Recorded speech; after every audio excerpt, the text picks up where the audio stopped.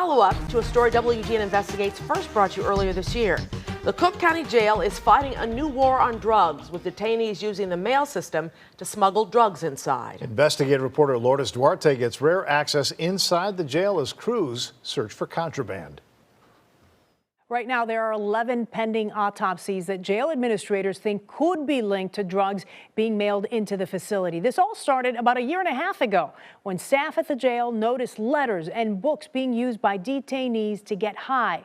Now, a surge in overdose incidents unlike any they've seen before.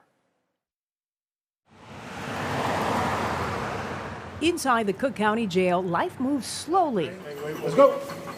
But deputies act fast. Top deck first. On this day, it's a search that reveals attempts to get drugs into the jail are getting bolder by the day. This one here? This evidence here specifically is just saturated papers, which what we believe is suspected narcotics. WGN Investigates got rare access inside as a team rushed in to search for the types of drugs that are turning up at jails around the country. We became really good at detecting actual drugs, so marijuana, those type of things, and so they had to change the way they introduce it. And paper's so hard because paper's necessary for jobs. We told you about the problem 3 months ago. Letters and books sprayed with synthetic drugs are making their way into the jail through the mail system. Recently, a Chicago woman was arrested for attempting to do just that. And now there's data showing what's happening. It's unlike anything jail administrators have seen before. People are coming in sometimes, unresponsive. People are coming in unable to breathe. People are coming in just with blood coming out of their mouths and their noses. Priscilla Ware oversees the facility's medical issues. At the end of last year, the Cook County Jail saw on average about 7 overdose incidents each month. That number is up this year to a monthly average of 18.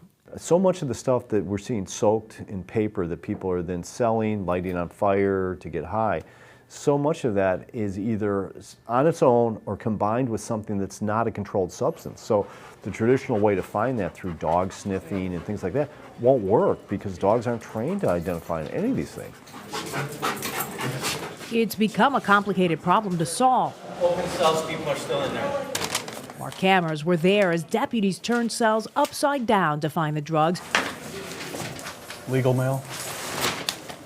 searching beds and books. This is what we find a lot, which is a wick. And finding the makeshift tools used to light the paper contraband. It stays lit for a long time. Crews are searching page by page to find the telltale signs of a sheet soaked with a combination of chemicals that could be deadly. Roach spray, insecticides, pesticides, K2 is what they're calling it. It tracks clearly what's going on out in the community with the fentanyl and all the rest of this stuff. In April of 2023, the jail placed paper restrictions on staff and visitors. That has helped some, but detainees are not letting up.